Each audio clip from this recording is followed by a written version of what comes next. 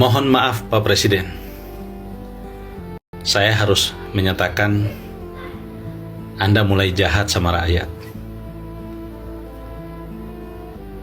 APBN dialihkan ke Dana Tara hanya untuk membiayai proyek hilirisasi sebanyak 21 kurang lebih, yang nilai anggaran yang diperlukan di atas 400 triliun lebih.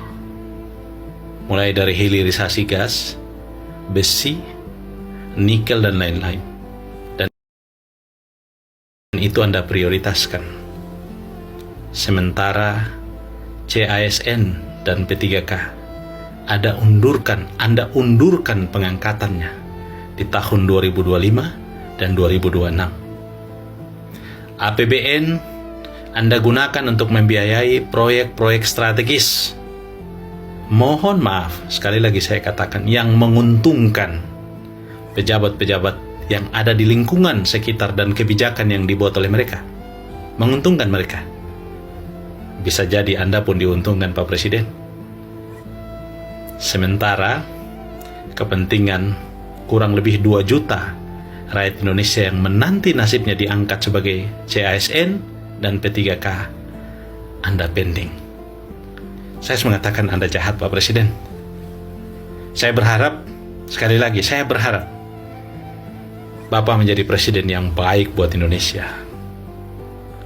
Sudah cukup 10 tahun Pak Jokowi memberi contoh presiden yang buruk sepanjang sejarah kepemimpinan di Indonesia. Karena itu saya berharap Anda bisa menjadi presiden yang baik.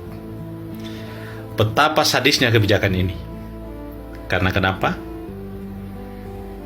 Skema pembiayaan Dana Tara yang semula uang rakyat, uang APBN, sudah tidak lagi menjadi uang APBN dan Anda gunakan untuk membiayai hilirisasi.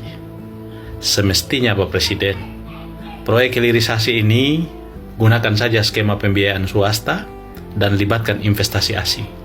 Biarkan APBN bekerja dan membiayai kepentingan rakyat, Pak Presiden. Kita tidak mendesak kok. Gas, besi, dan lain-lain itu tidak mendesak. Tidak menyentuh kebutuhan rakyat, Pak Presiden. Yang mendesak itu lapangan kerja, Pak Presiden. Yang mendesak itu makan hari-hari, Pak Presiden.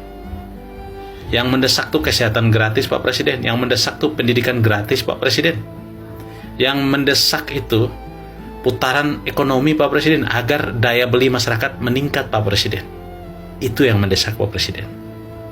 Mohon maaf saya harus bilang, bisnis proyek strategis yang dibiayai dalam bentuk hilirisasi itu adalah ekosistem industri yang Anda bangun dan akan melahirkan sub-sub sistem atau sub-sub industri yang dalam prakteknya, mohon maaf saya tidak menuduh, banyak pengusaha yang merupakan kolega para pejabat itu ambil bagian menyediakan bahan baku dan lain-lain.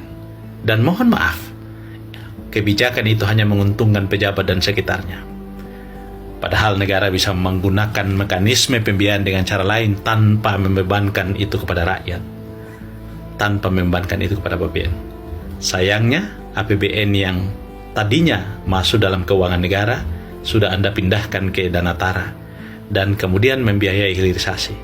Pertanyaan saya kalau mangkrak, siapa yang tanggung jawab Pak Presiden? Sementara itu bukan lagi kerugian negara. Disinilah yang saya katakan kejahatan kebijakan.